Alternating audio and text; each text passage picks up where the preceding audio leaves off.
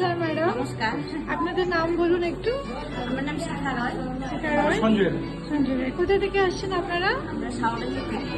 আপনার বিয়ে কত বছর পরে আপনার প্রেগনেন্সি আসছে?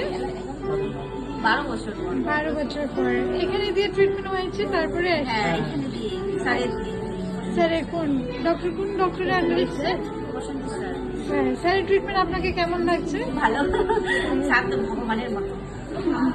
নিউ লাইফ এর কথা কিছু বলতে পারবেন? লাইফে আমরা তো প্রথমে নিউ লাইফের সম্বন্ধে জানতাম না, আমাদেরকে সুকন্যা ম্যাম বলেছেন যে ওই স্যারের কাছে যাও। বছর হয়ে গেছে। না না, ঠিক আছে, কোনো ব্যাপার না, কোনো ব্যাপার না। বলুন দাদা আপনি।